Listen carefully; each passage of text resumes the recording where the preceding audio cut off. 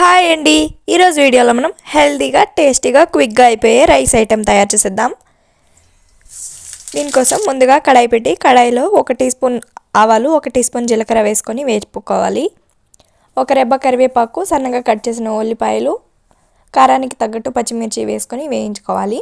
Carrot, వంకాయ, beans అలాగే 2 ప్యాకెట్ల మష్రూమ్లను cut చేసుకొని వేసుకోవాలి. వెజిటబుల్స్ వేరే ఏదైనా కూడా యాడ్ చేసుకోవచ్చు.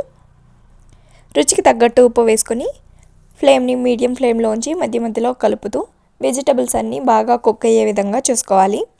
మూతతో క్లోజ్ చేసుకుని మధ్య మధ్యలో ఉడికిస్తే మష్రూమ్లో ఉన్న వాటర్ అంతా వచ్చి వెజిటబుల్స్ అన్నీ బాగా కుక్ అవుతాయి.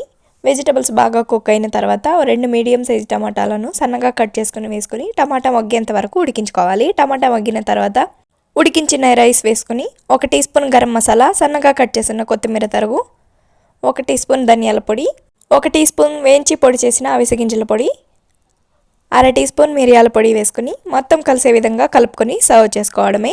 హెల్దీ, టేస్ట్ కూడా చాలా బాగుంటుంది. క్విక్గా లంచ్ బాక్స్లోకి తయారు చేసుకోవచ్చు. మీకు ఈ వీడియో నచ్చితే లైక్ చేసి సబ్స్క్రైబ్ చేసేయండి. Thank you for watching.